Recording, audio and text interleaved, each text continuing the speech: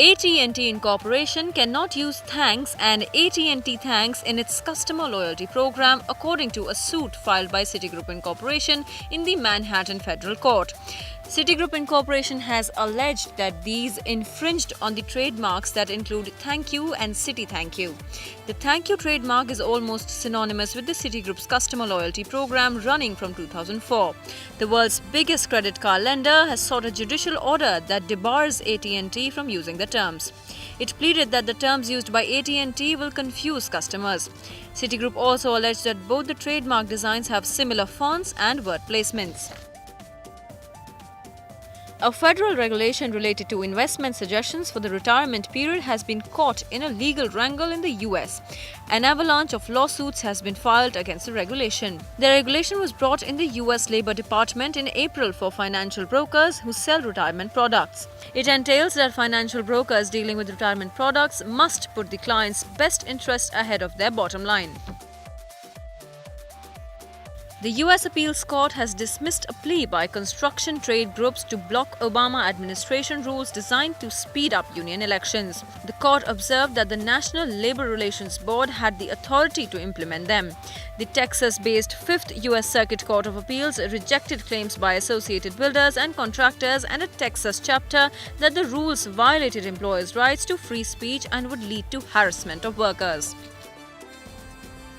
Former Vice President of Maldives, Ahmed Adib, has been sentenced to 15-year jail term for plotting to kill current President of Maldives, Abdullah Yameen.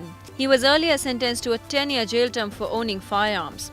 His 2 military bodyguards were also convicted for being a part of the plot and were sentenced to 10 years jail term each. Adib is the 4th high-profile politician to be jailed on terrorism charges since Yameen Abdul Gayoom came to power in 2013 in the wake of political turmoil Maldives is witnessing. The courts in the state of Uttar Pradesh are bogged down by the heap of pending cases. The figures are distressing as there are almost 1 million pending cases in the Allahabad and Lucknow High Court, whereas more than 2 million cases await justice in other courts of the state. The primary cause of this delay is the absence of witnesses from hearings and unavailability of testimonies. In order to mend the situation, the prosecution department of the state has sent a proposal to the state government. It proposes to increase daily allowances of witnesses to 50 rupees from 10 rupees. It also states that witnesses must be summoned after checking their original address and any change in the address must be notified to the court in time. The proposal demands separate seating areas for witnesses and plaintiffs. Lastly, the strongest provision of the proposal states that no witness must leave court premises without submitting their testimony. Lawyers in Tamil Nadu are protesting against a move to debar advocates for professional misconducts by Madras High Court or MHC. Till now, this power was vested with the Bar Council of India and the Tamil Nadu Bar Council. However, unlike previous tussles between the bar and the bench, this time the advocates community is vertically divided on the issue.